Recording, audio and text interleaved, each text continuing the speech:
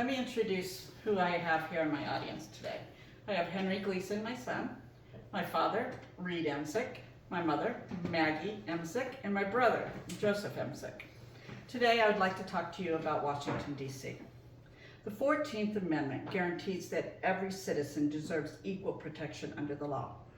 But that promise rings hollow when more than 700,000 American citizens living in Washington, D.C. have no representation in Congress. Equality under the law means more than simply being governed by laws. It means having a voice to create them. Many people assume D.C. residents are already represented because they can vote for the president. However, the presidential elections only occur every 4 years and do not provide a voice in the daily business of our government.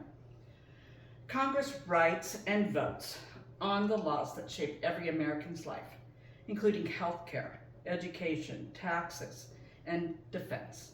D.C. residents live under those laws, pay the same federal taxes as everyone else, and even serve in the military. Yet they have no senators and only one delegate in the House who cannot cast a final vote. When our country was founded, representation was one of the core principles of democracy. The American Revolution began because citizens refused to be governed by a parliament where it had no voice. It is that same principle, no governance without representation, that remains unfulfilled for the residents in our nation's capital today. The lack of representation violates the principle of equal protection and equal citizenship. While the 14th Amendment assures equal protection under the law, that protection is incomplete without political equality. Legal scholars Jessica Bowman-Posen and Grace Johnson explain in the Georgetown Law Review that equal citizenship is more than being protected by laws. It means being able to participate in making them. When D.C. residents cannot elect voting members of Congress, they are full citizens in theory, but not in political reality. Congress is where the most powerful decisions in our nation are made. It controls our federal budgets, declares war, and shapes our social programs. Without voting representations there, D.C. citizens are excluded from one of the most fundamental expressions of democracy. Article 1, Section 8 of the Constitution gives Congress the power over the district, but it never intended for those citizens to remain voiceless forever. As the city grew, they did not receive equal protection under the law. And is it truly equal if people subject to those laws cannot influence them? This inequality is not symbolic. It has tangible, harmful effects on the lives of people who live and work in D.C. The absence of representation causes real and lasting harm. According to the U.S. Census Bureau, Washington, D.C. has a population larger than both Wyoming and Vermont. Each of these states have 2 senators and 1 representative with full voting power. D.C. residents pay higher federal taxes per person than any other state of our nation, yet their voices end at the Capitol's door. The lack of representation shows its impact whenever Congress makes funding decisions. During the COVID-19 pandemic, D.C. received $700 million less than the smallest states because it was treated as a territory rather than a state. When major storms hit, D.C. must request federal approval before receiving full FEMA assistance, while states receive this automatically. There are moments when real people, such as small business owners, teachers, parents, and healthcare workers, face hardship simply because they live in the wrong jurisdiction. If this problem is clear and harm is ongoing, the question becomes, what can be done so that we can ensure that every citizen has a voice in their government? Granting D.C. statehood is a fair and constitutional solution.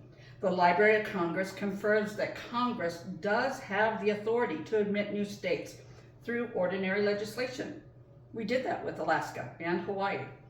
The DC Admissions Act follows the same process and would give DC 2 senators and 1 representative, finally giving its citizens the same voice as every other American has. The Brookings Institution explains that DC statehood would correct the long-standing racial and political inequity, as nearly half of the city's residents are Black. This means that denial of representation has been a denial of equal political power by a historically marginalized community.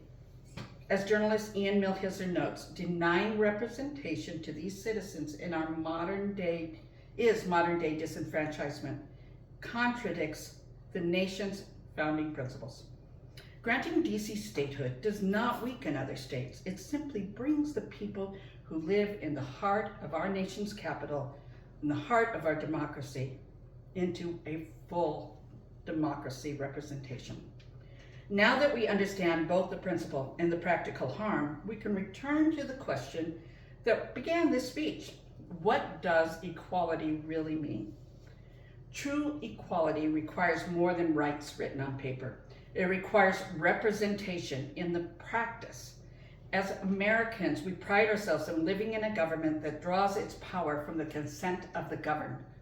But the residents of Washington, D.C. are governed without consent. They pay taxes, they serve their country, they obey the same federal laws, yet they have no vote in the very Congress that creates those laws. Voting for president is not enough to make their voices heard, because Congress is where the true power of government lies. Without senators or representatives who can vote on their behalf, DC residents remain citizens without full citizenship. Granting DC statehood is not about the party politics or symbolism. It is about fulfilling the promise that gave birth to this country, the belief that government must represent all who live under its laws. Until every citizen, including those in Washington, D.C., has that voice, our democracy remains unfinished. Thank you. Bravo, bravo. My experience was totally different. Good.